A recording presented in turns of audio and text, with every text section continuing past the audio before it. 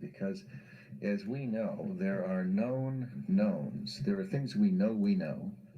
We also know there are known unknowns. That is to say, we know there's some things we do not know. But there are also unknown unknowns. The ones we don't know, we don't know.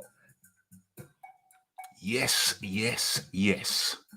It's the Boxing Talk with Raphie. Is it Boxing Talk with Raphie? It's the Raphael Dawkins Combat Radio. And today we're looking at who Mike Tyson is training with. And we're gonna take a look into his background. You see, hold on a second. Matter of fact, let me get into the correct screen and do a sound check. Let me get into the... Okay, that sounds nice and crisp. Nice and crisp. Okay, so title of this piece is Mike Tyson in training with MMA coach Rafael Cordeiro. And yeah, I know a lot about this guy. He's a veteran in the MMA field. Goes way back. But first and foremost, let me get the banners up so we're gonna explore what Mike Tyson is actually doing. What is he training for? Is he training for boxing or MMA? And a second, let me just share a little something. Let me just share little something with you. A little taster session. Okay, so it's an impromptu one, but something that I had to do. A lot of people are talking about it now, but they don't know who the Padman is. You see the Padman? That Padman is an MMA coach by the name of Rafael Cordeiro. I don't even know if I'm sharing this with you. Yet. Let me head to my device. Uh-oh. It's a good thing I checked. Damn good thing I checked, because we had something obscuring your view. Let me correct that right now. Boom. There you go. Got to get rid of Bob in the background there and replace him.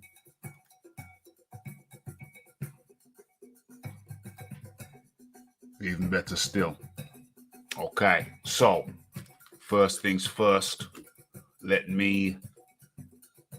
let's get into the warming video to allow people to populate the area.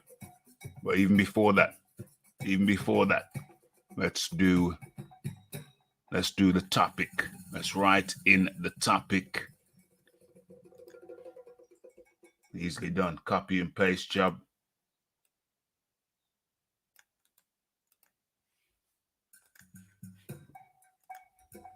And we're good. Boom. Okay.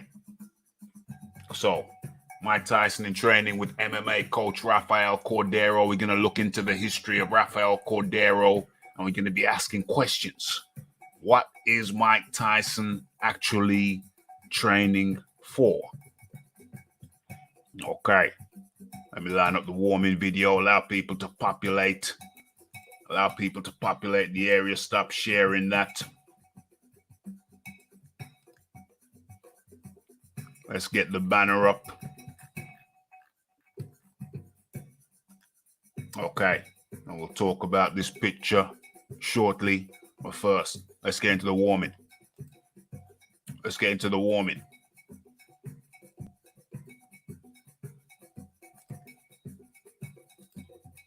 Which one we're gonna go with? Well, actually, there's a synergy. There's a synergy with Big Bad John Fury. So let's have a few minutes with Big Bad John Fury. Let's have a few minutes with him as the area populates. Let's line this up.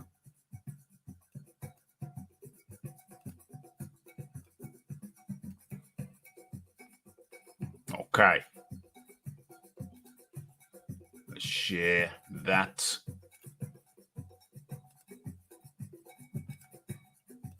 Boom. Okay, that looks more presentable. And let's make sure that's showing up. No. Boom. I need to stop doing that. I need to stop obscuring the screen with that shizzle. Okay, so let's cut the music and get into the video. Let's go. Yes. It's Rafael Dawkins with the Combat Radio. And today we take a look at the John Fury versus the Mickey Theo saga as one of the baddest badasses of his diet. Is it on or is it not? John Fury, what say you? This is a video to the man who looks like a shaft and mallet pig. I'm not going to refer to your name, can name it worth mentioning, mate. But you watch the image of a pig. Let's get straight. You, my friend, here's no boxing match for you. It was going to be. But I thought about it. I thought, I'm not going to make a spectacle of myself in the ring. An old man with a pair of boxing trunks on, what's long past his best. Because I'm sure people want to feast their eyes on a lot better body than mine. But let me tell you this much, mate. You're having it, bare knuckle, all in, no holds barred. Now, what I want you to do, there's no waiting around. Hold on. So, I think I heard John Fury there just say that he doesn't want to get in the ring. He feels uncomfortable about getting in the ring with his vest stuff. Doesn't feel comfortable, feels uncomfortable about getting in the ring with his vest stuff. Says he doesn't want to embarrass himself. Says it would be embarrassing. Is that what he said? I'm not going to make a spectacle of myself in the ring. An old man with a pair of boxing trunks on, what's long past his best. Because I'm sure people want to feast their eyes on a lot better body than mine. John Fury says he's not going to make a spectacle of himself as an old man in the ring, topless. But I thought about it. Here's no boxing match for you. It was going to be. But I thought about it. I thought, I'm not going to make a spectacle of myself in the ring. An old man with a pair of boxing trunks on, what's long past his best. Because I'm sure people want to feast their eyes on a lot better body than mine. Let me tell you this much, mate. You're having it, bare knuckle, all in, no holds barred.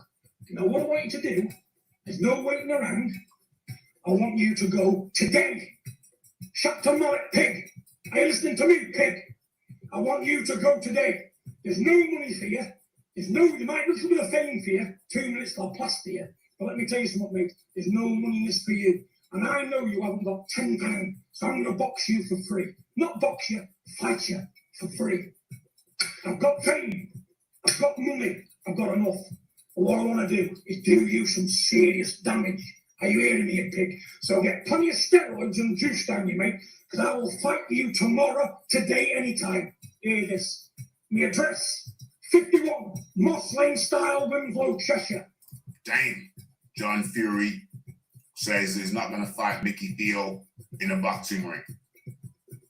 So it looks like he's declined the fight. That was the whole point of the thing. Fighting in a boxing ring. But now he says he doesn't want that. He's giving his address and telling Mickey Theo that he wants it bare knuckle style. No holds barred. Well, as we know, John Fury took a guy's eye out. Doggy's eye out. So I don't know many people who are gonna want it no holds barred style with Big John Fury. You know, people tend to over the years grow attached to their eyes. Two of them. born with two eyes and you want to go out with two eyes. So I don't know how tempting that is. Why not just keep it in the ring, Big John? Why not? Is this a good look? Is this a good look? Declining the boxing match, you'll remember it was for charity. But seems like Big John is declining. There's 3 houses in Winslow. Everybody knows who I am. It's a 10-acre field at the back, fight in the back. And if that's not good enough for you, Billy Joe Saunders has got a yard in London. I will meet you in Billy Joe Saunders' yard any day of the week. And when you do come there, mate, be prepared for some serious damage, because that's what I'm going to do to you. It's past it now, and I'm sick of you getting on your weasel making videos like a 14-year-old boy. You this image of a Shapton mallet pig what's had too much swill. I'm going to break you off facing, mate. And if you don't show up, I'm at every boxing match in London. Every Warren event, I'm going to be there, and I'm going to be looking for you. When you see that, I'm going to shut you off forward it. And I don't insult you, Shapton mallet ugly, mentioning my name. Let's get it on. Today, no waiting, today, Billy Joe Saunders' yard in London, a 51 Moss Lane style Cheshire, 10-acre field at the back. I'm making no more videos, because I'm a real man. I'm X-rated outside, my friend, that's what I do.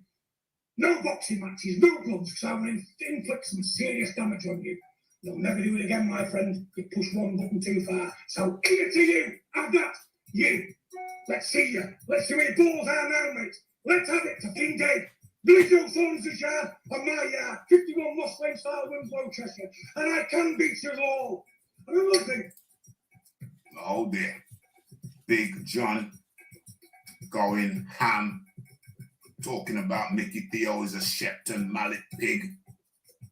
My. Why so emotional? Why so emotional? Said you're the best at 54, whatever it is. You should smash up this Mickey Theo, ex-Dorman, ex-buddy of McLean, the governor. What's the problem, John? What is the problem? That's what people are wondering. What's the problem? Do it for the NHS. There's money for the NHS in the COVID-19 era. What is the problem? Okay, Mickey Theo in his earlier days, his bodybuilding days. This was what, 20, 30 years ago? Mickey Theo over here. Okay, so let's hear what Mickey Theo has to say. Doesn't look like that now. Looks more like this now. Over here on the right. Okay, let's listen to what Mickey Theo has to say. I think John's swerving me again, like he did with the businessman that offered £250,000. He's trying to get me to fight him in a closed environment. No one sees it, and there'll be no witnesses to say who won, who didn't win. You know, so I think he's just trying to swerve me again with the way he conducted himself, not in a good manner, showing his true colours, trying to shout his mouth out to get me into a bare-knuckle fight, which that wasn't the original statement I put across. The statement I put across was I fancy John Fury. I'm fitter than him, and I'm better than him. And it's a challenge brought out to fight him in a boxing ring with Queensbury rules. I don't have a clue why he's acting the way he is. I just think it's a big get out for him. He's frustrated within himself, and he doesn't want to fight. Okay, and he's trying to find an easy way out, and it's not working. Because I still want to fight you, John Fury. You're a little sissy. You've got no balls, and you don't want to fight. I want you still, mate. Well, of course, that's the way out. He originally said yes, he'll fight me, and then he came across that he'll do it for the national health. And all of a sudden, he's just gone haywire with this ridiculous shout now. He's going to smash my head, smash this, smash that. When I look for you, I want to do this for you. I said to him, you know what? I just said, you know what? Whatever you want, sticks and stones may break my bones, you know what I mean? And you sound like the Alsatian that barks a lot, but you know what? When he comes down to it, you run away. He's got a problem because he can't face up to fighting me. That is his problem. It's eating him inside. Yes, John Fury, it's eating in you inside. Slowly. You're trying to divert me away from the boxing match. into the streets. I'm not a mug. I don't do that. I've been fighting all my life now. I don't need that in my life. This is all about making money for charity, NHS, the pandemic that's out there. This is what it's for, a great cause. So I suggest you calm down and look at reality and do something for a good cause rather than shouting your mouth off. Yeah, because you're shouting your off personally as well. But remember something, mate. I'm not a mug. Okay. The reason I called John out is because he said he's the strongest fittest in the world. All he's done is call people out, left, right, and centre. Lennox Lewis, number 1. Davey Lay, number 2. Dana White, number 3. He seems to be just saying that on his own. Because I believe I'm the strongest, fittest 54-year-old on the planet. That's calling people out anyway. Look, he's just calling Mike Tyson out. Should make it that. He's calling people out constantly. Yeah, he's a blatant liar. Yeah, he's got no balls. I don't know why he's calling people out because look, I'm the only person who stood up for the challenge. Yeah, look at the way he's reacting. He's not professional. He's not doing professional. I haven't had one white collar fight. I'm the underdog. He's the pro. Like he said, my sparring. I've seen you sparring. You're nothing to me. He's being called out, but yet he's doing a lot of calling out. John Fury's doing a lot of calling out. Called out Mike Tyson.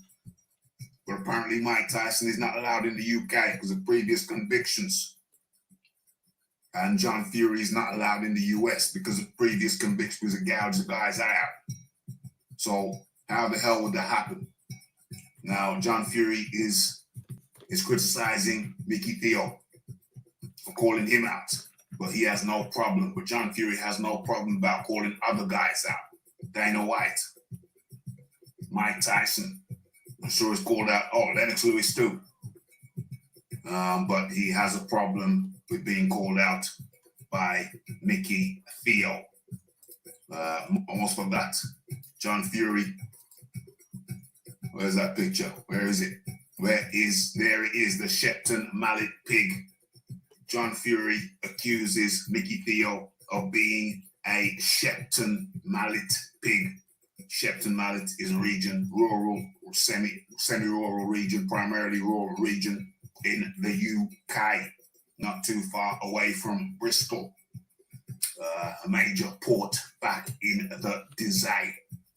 So, John Fury alleging that Mickey Theo is a Shepton Mallet pig, says he's not going to fight the Shepton Mallet pig in the ring, not fighting the Shepton Mallet pig in the ring, he wants to fight him out in his yard.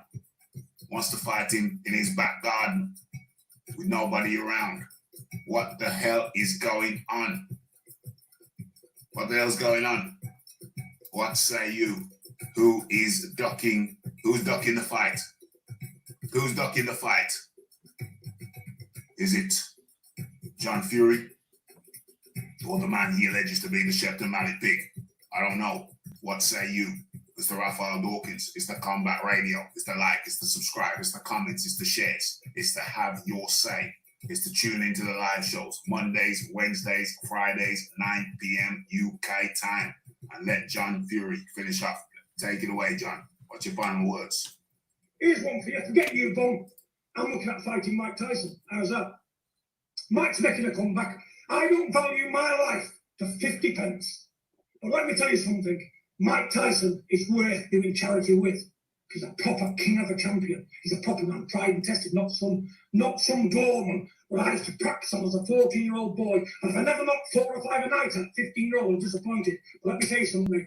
I'll fight Mike Tyson. He's making a comeback. I know Mike Tyson mentioning my boy's name every 5 minutes. Here I am. John Fury is hiding from no man, not even the king of the old men. Mike Tyson. I will fight Mike Tyson. Hear that then? Because I will not be denied. I will die in a fight. I'm as game as an American Yankee cock. I will die with it. I will die before I'll give in. So let me tell you, mate, forget 2 minute rounds. I'll fight you as long as you want. But listen to this. No old bad.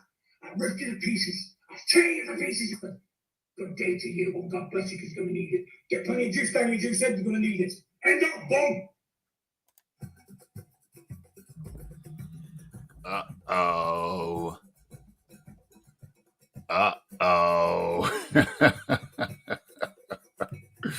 Oh dear. Oh dear. John Fury is big mad. He's big mad. Oh dear. Oh dear. Okay. I think it's time I drop the link in case anybody wants to jump on to chop this up with me. First and foremost, let's get the banner up so we know what we're talking about. Let's get the banner up. There he is. Rafael, to the left of your screens, Rafael Cordeiro, an MMA trainer from the legendary Chute Box. Legendary Chute Box gym in Brazil. Legendary Chute Box from Brazil. The team Chute Box. And here on the right, we have the guy, the founder, the owner of Chute Box, Master Rudimar. What's his name? What's his surname? Rudimar. Rudimar. That's what his name. Master Rudimar. Forgot his surname. And next to him in the white T-shirt, Vanderlei Silva, big star in Pride, the Japanese organization that rivaled the UFC. And where are we here? Anderson Silva, Anderson the Spider Silva, of course. Big UFC star. Didn't make it in Pride like Vanderlei did, but he came good right at the right time. Jumped into the UFC back in the day. Brought him straight in to fight. What was it? I think he was a champion. I think it was, no, his first fight was with Chris Lieben from the TV show, the UFC TV show, whatever they call that. Tough, yeah, TUF, something like that. Chris Lieben was one of the stars from, I think, the first series. And they had Anderson Silva fight Chris Lieben in his first fight. And Anderson Silva showed his Muay Thai skills, the fists, the elbows, the knees, and the shins. He got it all, gave it to him all, gave him that work, and became the most successful UFC champion until Johnny Bones Jones. But I think Anderson Silva had a larger time span as champion. Okay, and then of course the man in question right here, Rafael Cordeiro. Rafael Cordeiro, who was a trainer at Chute Box Brazil, and when the game kind of left Japan, and the UFC bought Pride and effectively shut it down, the game switched from Japan to the US of A, the UFC. And many of these Brazilians followed over. And Rafael Cordeiro left from under the shadow of Master Rudimar, went over, relocated to the USA, as did most of these guys, and became a master trainer, a recognized master trainer. And his gym was called Kings MMA. And he has done very, very well for himself. Have I put that link in? Did I put that link in? Okay. He's done very, very well for himself.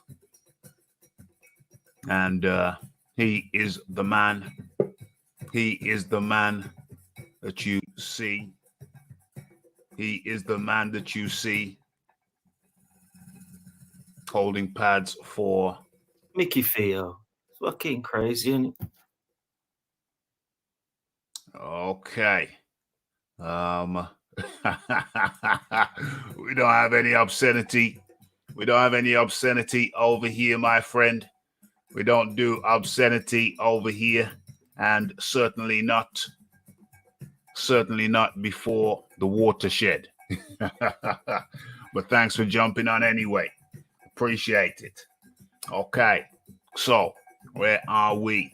Let's get into some of the comments. Do I want to share some more pictures? I think I should say share more pictures. Hold on, as I go through the comment section. Let me take that picture down and share. Yeah. Hold on. Let me share my screen with you.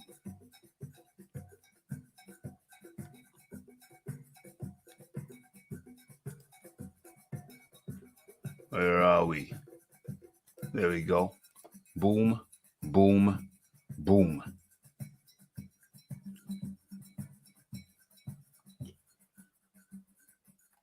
Okay. Am I sharing? Should be sharing. Hope I'm sharing. Let's have a look over here.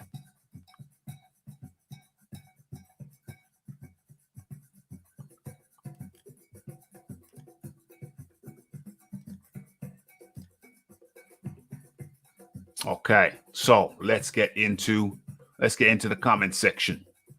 See what's going on.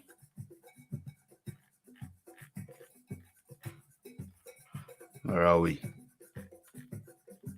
Okay, so Mickey Theo is a punk and Fury's dad is a religious nut.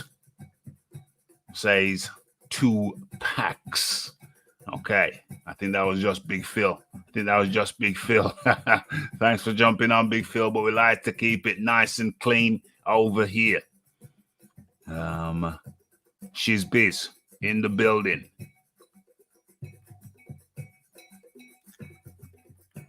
Big John is big angry.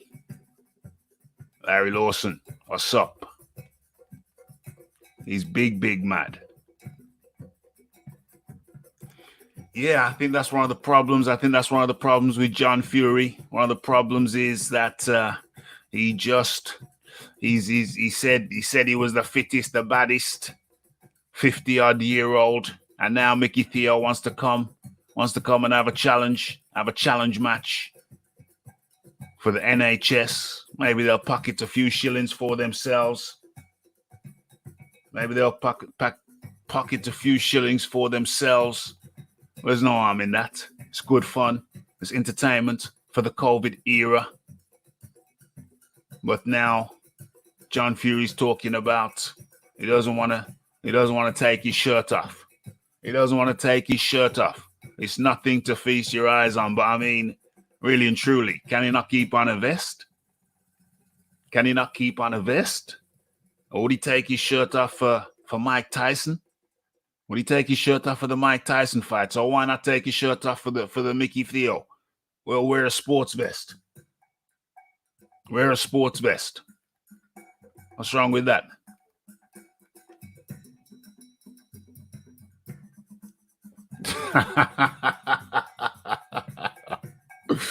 Oh my gosh, OMG. He wants another eye on his record. Damn. Tupac says Mickey Theo can't fight. This is pathetic. Well, I mean, I think he worked in the security trade on some of the rough doors, some of the roughest doors down south. So I think he can punch.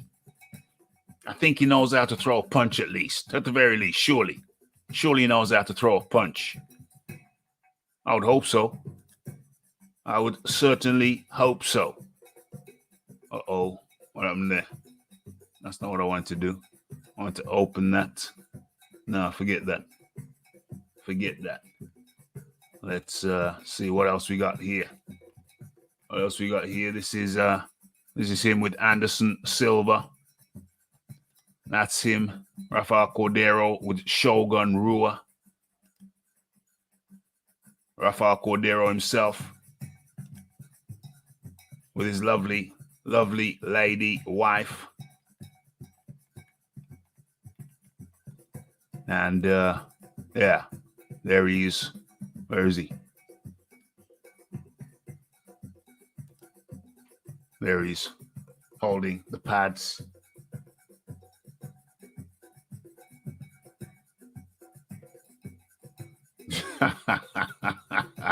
There he's holding the pads for Mike Tyson. Has this even moved? Yeah, I think it's changed. I hope the picture's changed. Okay, so I think he can have a scrap. I think Theo can have a scrap. I don't understand why John seems to be bailing out now. It's most unfortunate. Most unfortunate.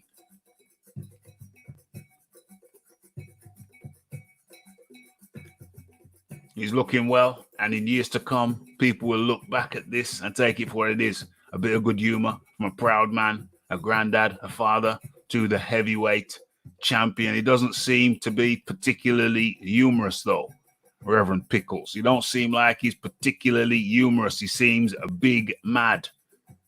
He seems big mad. Oh, no, you're talking about Mickey Theo throwing the trophy. I get you. As for Mike Tyson, he's keeping fit by the looks of it. Nothing wrong with unloading once in a while. Well, I think he's coming back, isn't he? Mike Tyson is coming back for some exhibition work, for some exhibition fights. Unbiased or biased up in the building. Yeah, people are working from home. It's the COVID era. Well, you're lucky if you're working from home. Some people aren't working at all. Some people aren't working at all. Like the Reverend. Hasn't been paid for 6 weeks. Yelp. Yelp.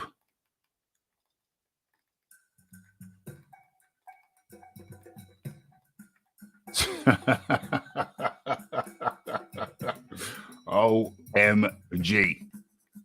OMG. Okay, what else we got in here?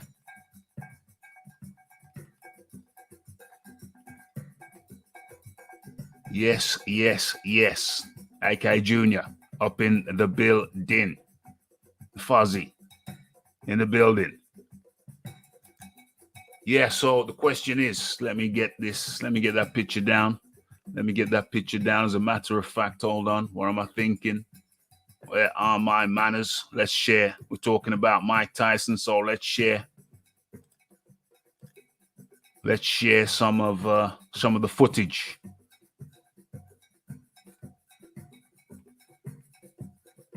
Let's share some of the footage. Stop sharing that. Boom. And let's start sharing this.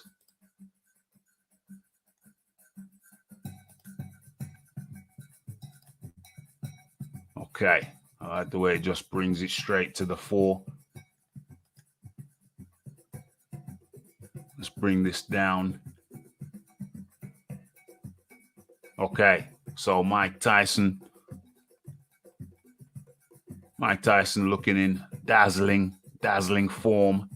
And the guy you see holding the pads there. This is what this show is really about, just to introduce you to the pad man, Rafael Cordeiro, MMA trainer.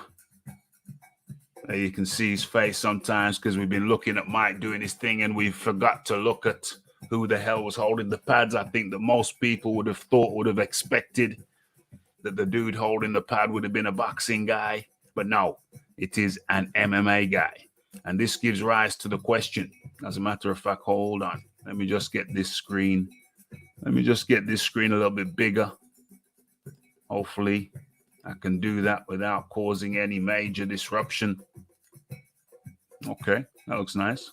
Let's get it out of there. Let's see how that looks on. See how that looks on the screen right here. Okay, that looks good. I like that. I'll accept that. So yeah, all the focus has been on Mike Tyson. Nobody's been looking at who's holding the pads, but the guy holding the pads is none other than Rafael Cordeiro. And so this gives rise to the question, well, is Mike actually just training for boxing, or is he getting in some MMA training?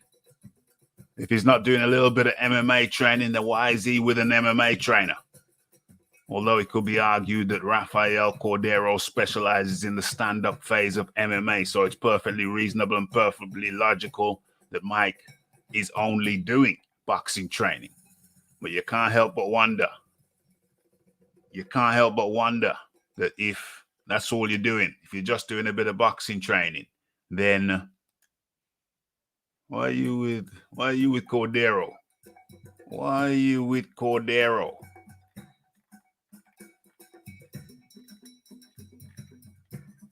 Let's get this down a little bit. Maybe I've enlarged it a bit too much. Let's bring down the scale a little bit. Maybe one up. Boom. Sorted.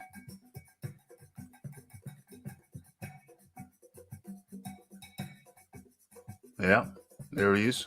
Doing his thing. Different angle.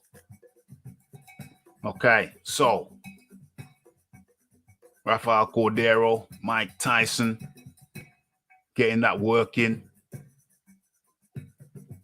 And the question is this just some boxing training? As Mike Tyson, is he keeping a secret from us? Is he keeping a secret from us? What's going on? What's going on? It's going to be interesting to see how this pans out. We know there's allegedly some offers on the table for Mike to come back and do some exhibition work. Quite intriguing. And I don't know. Have we got an article on this?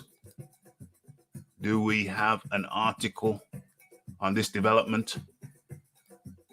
I don't know. Let me just do a quick scan of this thing.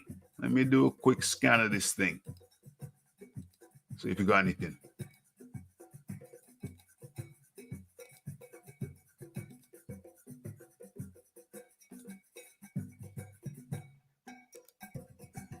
Nope, there's no article. No article on it, but yeah, we can see what's going down. And apparently all of this stuff, all of this training goes down in Mike Tyson's house. So Rafael Cordeiro drives down to Mike Tyson's house. Mike Tyson's manager arranged the hookup, although I believe they had met previously before. So there were no strangers to each other. Rafael Cordeiro happily accepted, and boom, he was in. And John D. Lee, how do you do? Yeah, I'm good, thanks, Raphie. Yeah, man, I'm good. You know, I just woke up and I saw the new clips of Mike Tyson. I thought, well, you know what? I better do a video on this because he's looking sharp. And Rafael Cordeiro, I saw him in an interview where he said that, yeah, when he was asked, is there more footage? And he says, yeah, there is more footage.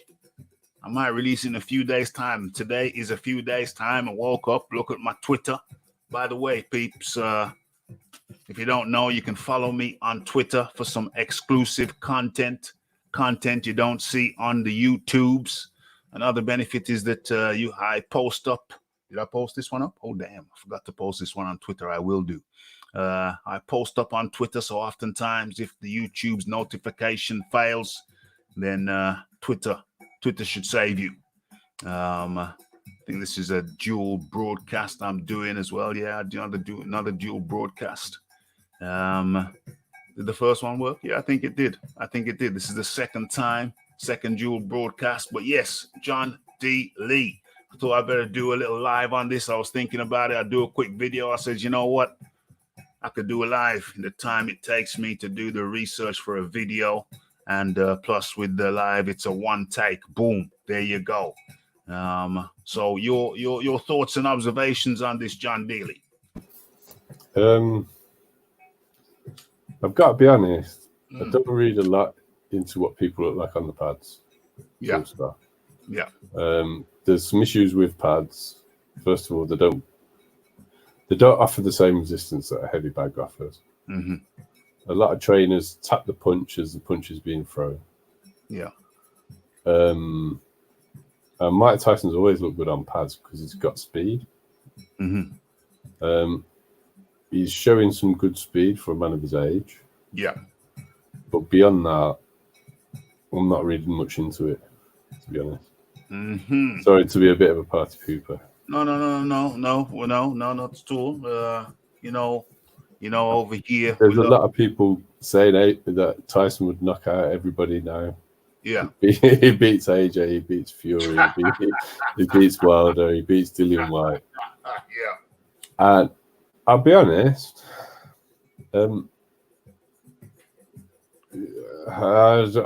he doesn't beat anybody. He's 53. Mm-hmm. Mm-hmm. And when you're that age, the thing that nobody's thinking about is how much his chin has deteriorated in all this time. Yeah.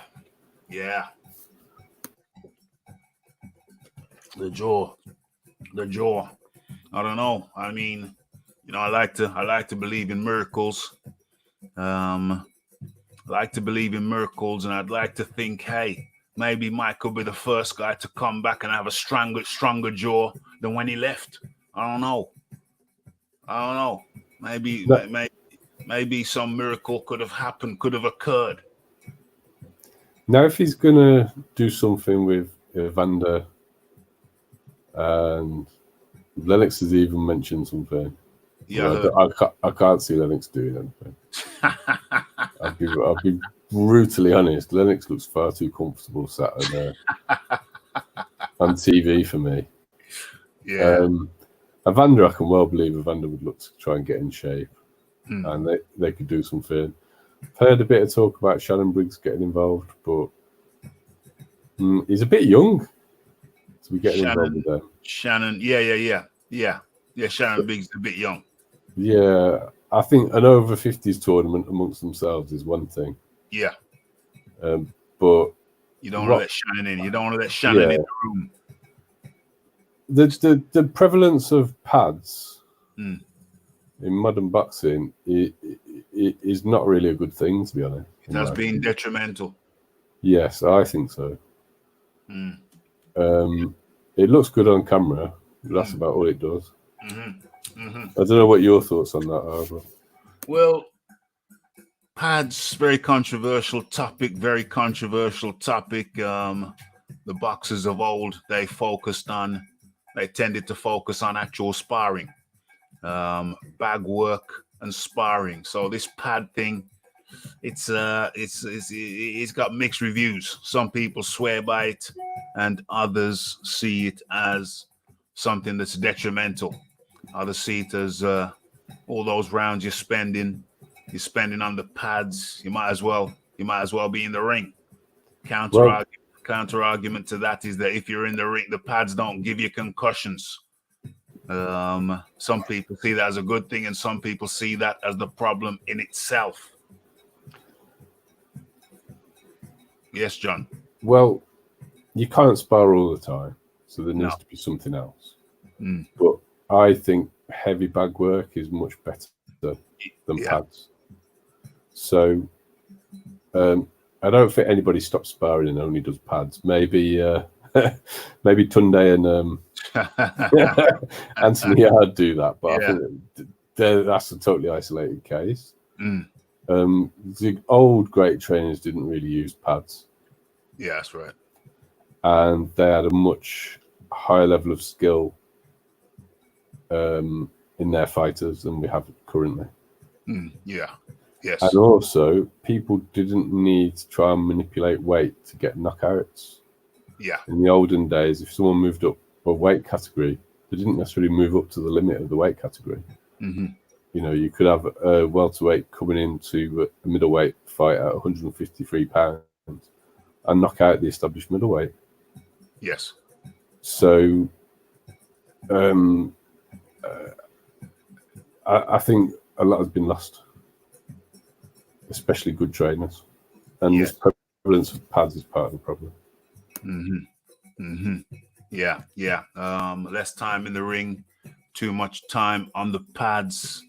Not enough time actually refining the craft, actually slipping punches, being in there, working with another guy, getting your ring craft up, keeping your eye in, you know, timing your shots, timing your opponent, foot movement.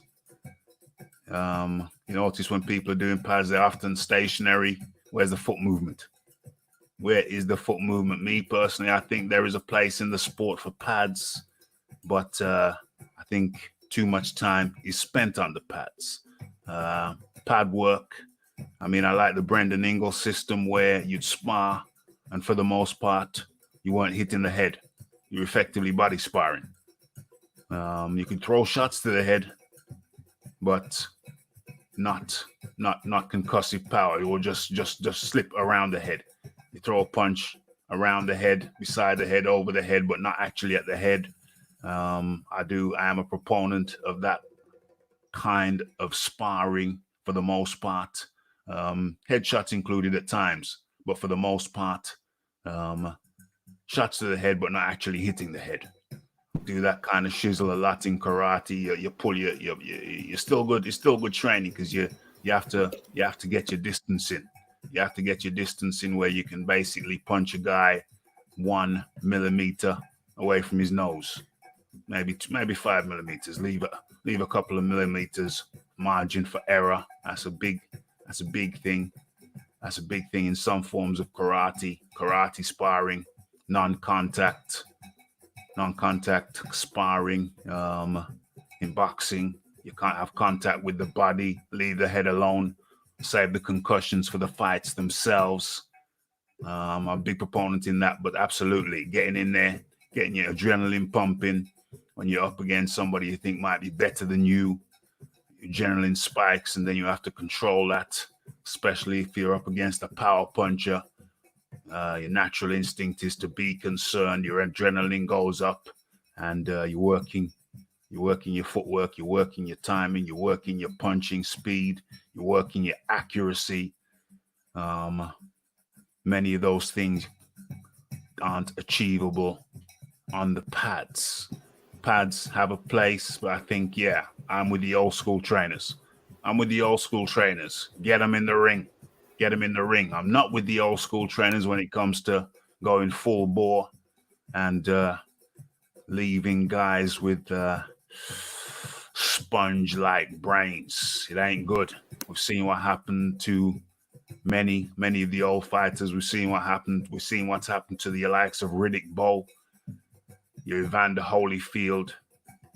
I don't know. Maybe Lennox had some more sensible training, or maybe he slip punches better because the generation in him has been much less than we've seen in others.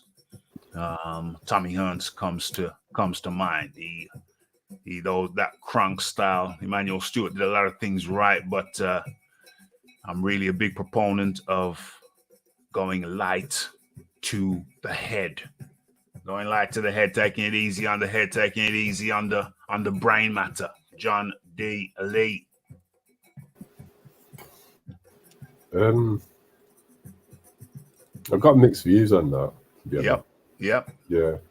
A lot of I don't know if I'd a class Evander and Riddick Bowe as being trained by the true old school guys anyway. Mm-hmm. You know, in the 50s and 60s, there wasn't necessarily a greater level of degeneration because those guys were so much better at slipping shots, blocking shots, parrying shots, riding with shots. Mm-hmm. So by the time you got to the 90s, a lot of the old defensive stuff wasn't being taught effectively. Mm-hmm. So when it really counted in an actual match, a lot of fighters were shipping more punishment than guys who'd had 150 fights. Mm-hmm. Mm-hmm. So that's one thing. I mean, I think with Evander, I think he just boxed on too long. Yeah. And I think as he got older, he was prepared to use his chin more. Yeah. You know, the fight that we looked at of Evander's the other week, he wasn't getting touched up much. No. Because he was actually employing head movement. He was parrying, he was blocking, he was doing all these things. If you look at that fighter compared to Evander in the 90s, it's like looking at someone else. Yeah. Yeah. So I definitely don't think that you should be doing heavy duty sparring all the time. That's just not a good idea. No, not at all. And there's definitely something to be said for light sparring. So even if you throw in, well, to be honest, if you could manage light sparring, so you throw in the shots, but you're not putting everything on them. Yeah. It doesn't really matter, in my opinion, where you're aiming them for, because to me, that would be effective sparring to learn defensive moves. Yes. Yes.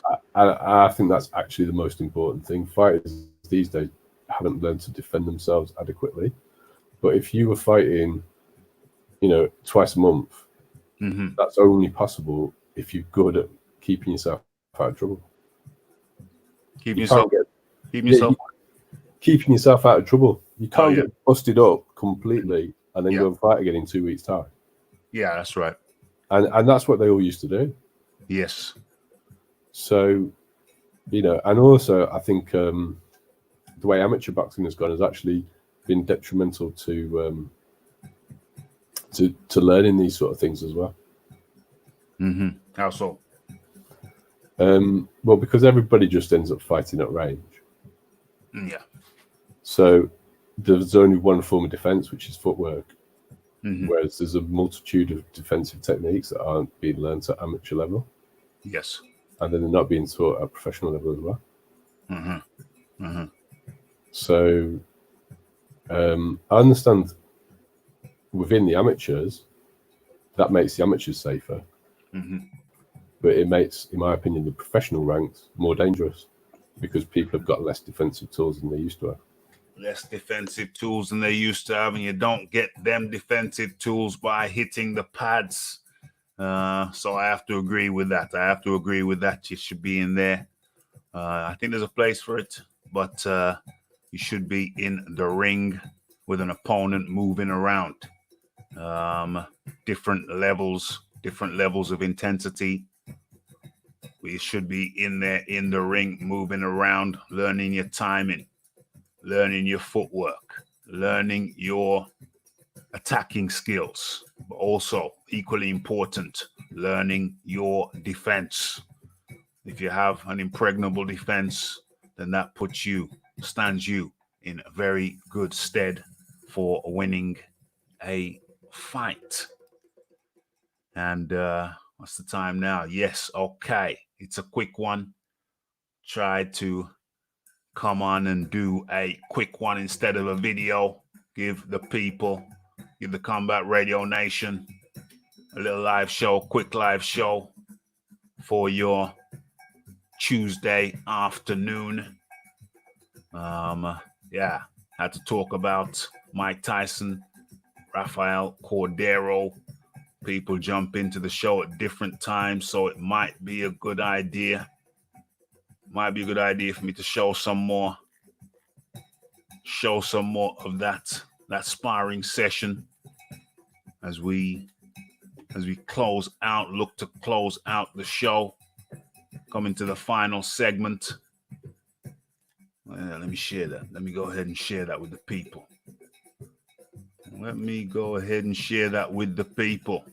People jump in at different times, so boom. You may not have seen this, but now you will. It's right there. Okay, so we've chopped that up.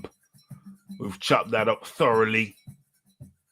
And as we bring this thing to a close, but not just yet, I'll just throw in a little, Raph always likes to give you the little Raphie bonus or a big Raphie bonus. And so the final thing, it's a good thing I put the picture up. Because then it reminds me, where is this picture? Boom. Do we want it in the background or the foreground? I think we want it in the foreground. Let's get it in the foreground. Where is that? Okay. There it is. So now I can stop sharing that. Boom. Getting slick with it, John. Getting slick with it, John. The more you do something, the better you get at it. Say that again. The more you do something, Yeah. the better at it you become. Hell yes. So that's why sparring's so good. Hell yes. So this is a little bit random, might seem a little bit random to many, as a matter of fact, and it could be a bit random, but I'm gonna write in. Let me write in this little final piece. This little final piece to see us out. Would you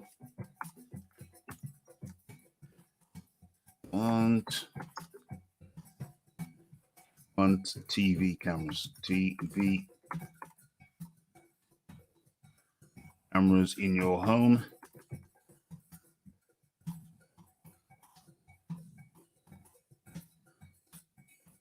If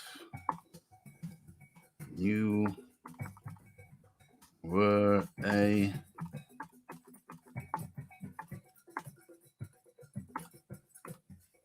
hope I spelled that right. Don't want any faux pas. Okay. And so there is the question. Let me mute those messages for a second. Matter of fact, for an hour. There we are. As we come to the closing topic. And oh yeah, let's get funky with it. Let's get funky with it. Let's get funky with it.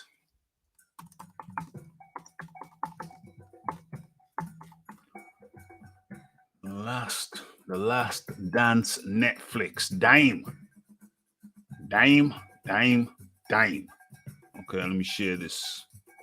Okay, let me share that screen. Boom.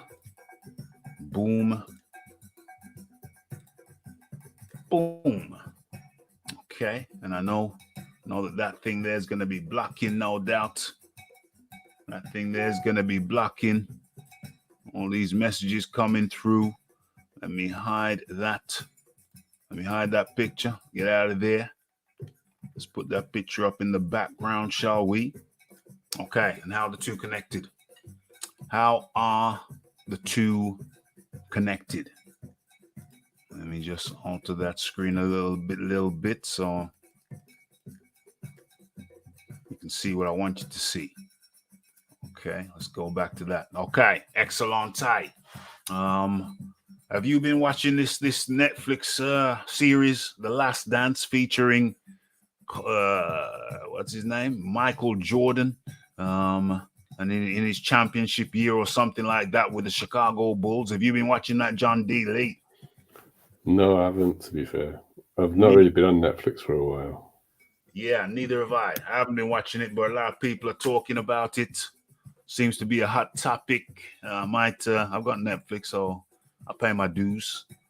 I just realized it was on Netflix, and I've got Netflix. I just realized. I thought it might be on HBO or something like that, but it's Netflix. I've got Netflix. So I can watch it too. I might have a gander at that and watch a couple of the episodes. Anyway, it's very popular in sporting circles. A lot of people have been talking about it. I'll have a gander myself.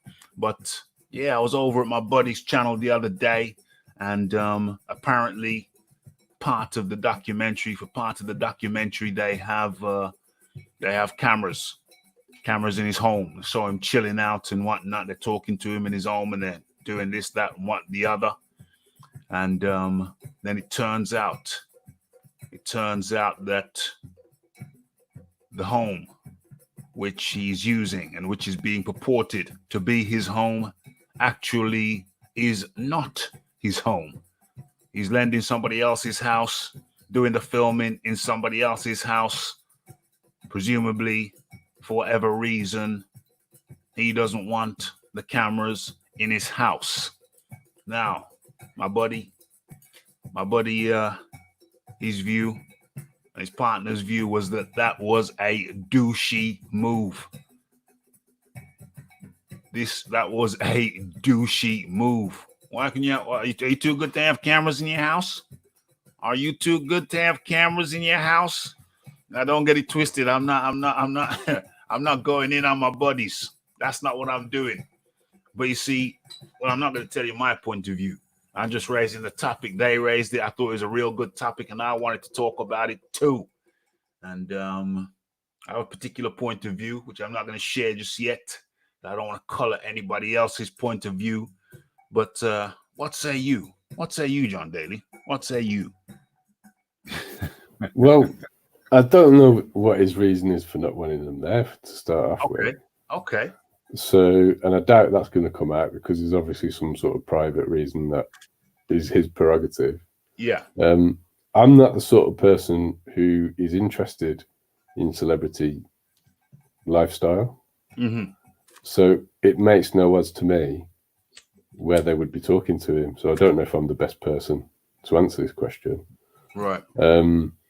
If it was me, I don't know. I mean, their houses are so big, you could section a bit off. Yeah. Where they're allowed and have a bit where they're not. But it at the same time, I doubt he's doing it for the money, to be fair. Mm-hmm.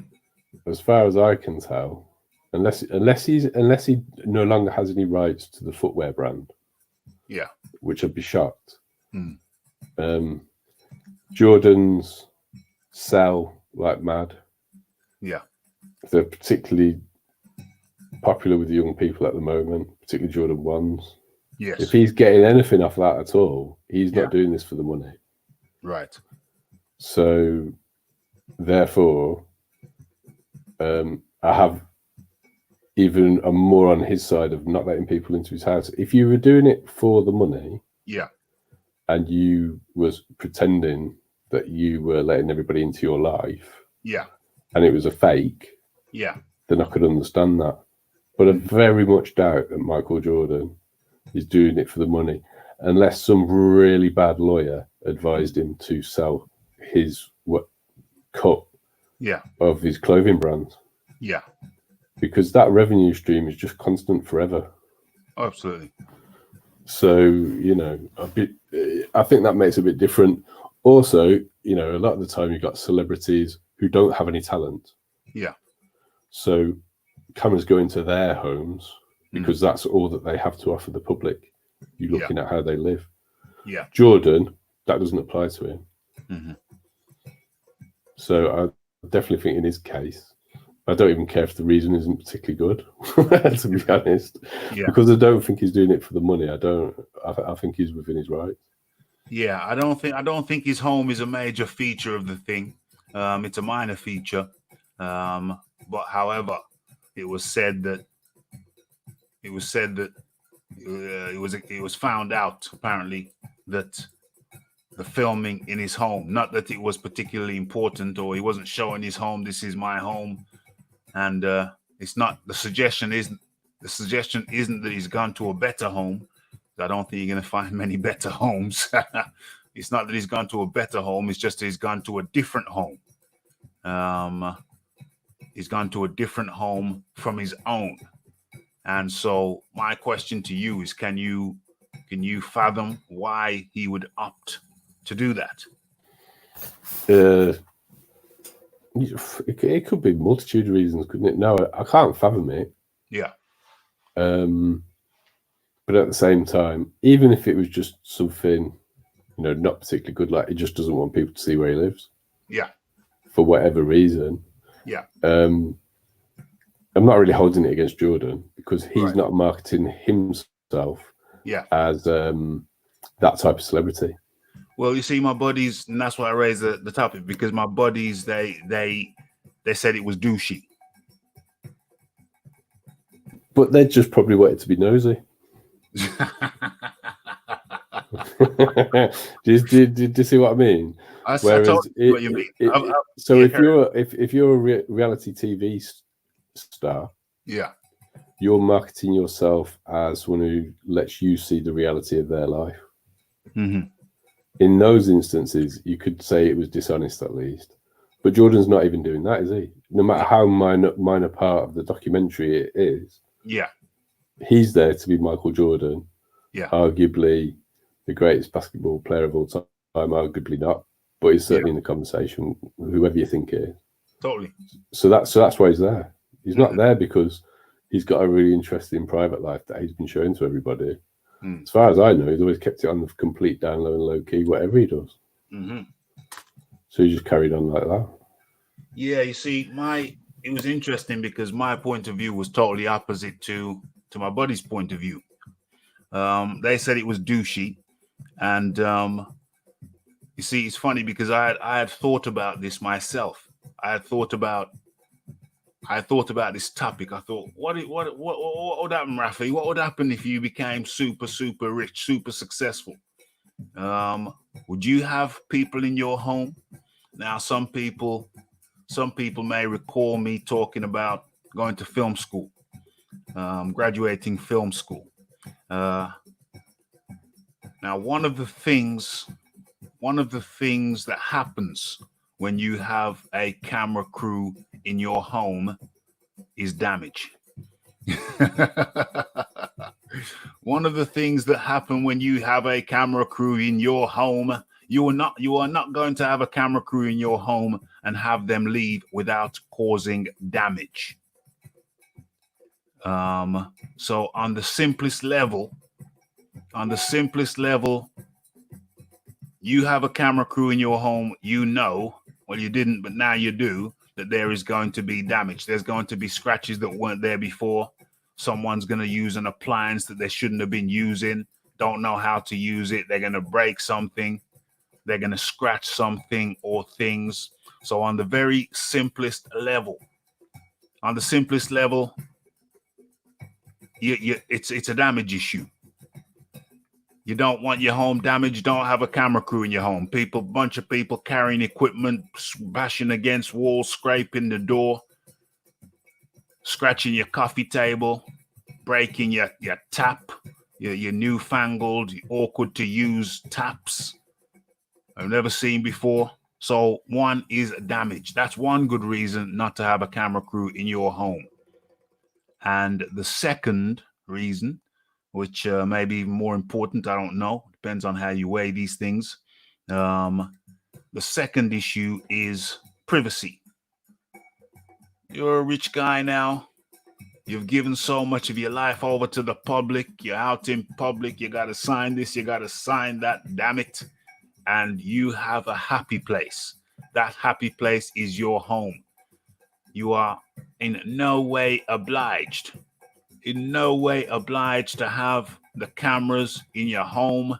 Every time you go out, you get photographed. That shizzle can get old. And when you've been at the top for like 30 years straight, that shizzle can get very, very old. And so I see two damn good reasons why Michael Jordan may have declined the request to film him at his home. So he may have compromised and said, okay, you can film me at home, but it won't be my home. You can film me at somebody else's home. One, there's no damage. And two, I keep my privacy.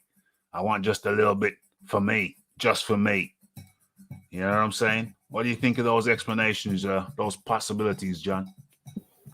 Well, I definitely think that's true. If you know, a camera crew is not just a couple of people. And when they're doing a production like that, there may be more than the sort of standard camera crew. There might be all sorts of ancillary people. Mm-hmm. They're going to be using your facilities. They are. And trampling in and out of your house, carrying equipment. Yeah. Accidents happen, all the rest of it. Yeah. So I agree with that point. The second point about it definitely gets tired. The amount of famous people that have moaned about it. Yeah. Over the years, you know, it's a high percentage. Yeah. So having not wanting people into that place is again another good reason, in my opinion. Mm-hmm. Now I can tell you where I think it would be a douchey move. Okay. If it was celebrity homes. If Michael Jordan had volunteered to go on a program called Celebrity Homes and it wasn't his home, that's a douchey move. Yes. But this is about his basketball career. Yeah. It's not about where he lives. Exactly. So on that basis, it's kind of irrelevant. Yeah. Yeah. There's just a setting in which they can talk to him at. Yeah. And if he chooses it to not be his actual house. Yeah. And so I don't want to dog your friends, Raphie, and I'm sure they're no. nice people. I don't want to dog them either. I'm sure they're very nice people. They are. They're lovely. They're lovely. I'm 100% convinced of that. They're However, lovely. in this instance, I think they just wanted to be nosy. So yes. Man, I wouldn't have them. I wouldn't have them in my home if I was some multi-millionaire successful guy. I wouldn't let's be honest, Raphie. If they came now, I doubt you'd let them in. If they came now? Yeah. No. Like to keep things on the down low. I'd have to move the TV box out of this room, and also I'd have to move the laundry I've just done out of this room. So I'd have to run around and chuck a few things in different rooms, and then we'd be good. But they'd have to give me half an hour notice. They'd definitely have to give me half-hour notice if they was coming round today. But yeah, so I just want to address that. I think, you got to look at different perspectives. There's different perspectives. There's different reasons. I always remember, and I'm not dogging my mates, but I just thought, it was an interesting topic. It's something I thought of myself. And I always remember something from back in the day, way back when young Raphie was catching the bus to see his girlfriend. And she lived in a kind of semi-rural setting. Buses only came once per hour. And I was waiting for this bus, and it must have been like 45 minutes late. And I was fuming. And I think there was a couple of other people who caught that bus stop with me as well. Yeah, jumped on the bus at that stop, and we were all fuming. And we just kind of shoved our money in and says, yeah, thanks for that. Yeah, a bit late at you, mate. And the driver just kind of gave a wry smile, shook his head and said, half of the world doesn't know what the other half is doing. And I thought, what the hell does he mean by that? Anyway, I just took my ticket and sat down. And as soon as we got around a couple corners, I don't know what had happened, but all the traffic was to a standstill. It was like moving 1 meter per minute. I don't know if there's been a major accident somewhere, but the route we had to go, the route the bus had to take, it was just at a standstill. Hence the 45-minute late. Hence the statement, half of the world doesn't know what the other half's doing or what's happening in the other half, because you don't see it, you don't understand it. So that taught me, there's always factors at play, and there's always potentially factors at play that you are unaware of. And I think I'll keep that in mind. I also have another saying, which I've aired on here before. Just because you don't understand it, it doesn't mean it doesn't make sense. And with that, John Daly, I think I've imparted some of my thoughts and observations on these topics. Likewise, as have you. So I think we've cleared that up, John Daly. I think we've looked at some potential reasons which make things make more sense, perhaps. Yeah, I mean, I'm happy with the outcome of that. It's up to people to decide what they think, but I think we've covered the points fairly well there. Yeah, I think the key thing that I'm saying is just because something doesn't make sense to you doesn't mean that it don't make sense. Yeah, I mean, the more people think about that, the more they must realize it's true. I'm sure a lot of people don't understand calculus or various forms of astrophysics. Yeah. They 100% must make sense to some degree, even if they're not totally accurate, or that it wouldn't work. Yes. John Daly there trying to confuse people, befuddle people. Okay, nice one. Good of you to jump on, John. We've got Rick Glazer coming in on a Wednesday. And, of course, we have boxing talk and classic fight review on Friday. But don't be surprised if I drop in another live in between then. So, yeah. Any final words, John? Any final words on this half sunny day? No, been good chopping it up with you, Raph. We chopped it up. Yeah, you're giving the people something to do. It's always good. Yeah, giving the people some entertainment in the COVID-19 era, giving people some philosophies to live by, John Dealey. Yeah, definitely. Spreading wisdom can only be a good thing, Raph. I'm not sure I've done much of that, but you know. we all chuck our pebbles in. We all chuck our little pearls of wisdom in and share. We're sharing in the COVID-19 era. John Dealey, thanks for jumping on. I'll drop you a message about the Friday show in a second as soon as I finish this. And we'll speak again in the week. John Dealey. Speak later. Excellente. And then there was one. Let's bring... Or am I sharing something? Let's stop sharing. Well said, says Freddy Mars. Much appreciated. Catch the live on Wednesday with Rick Glazer. Indeed, Rick Glazer coming in 9 p.m. UK time. Wednesday evening over here.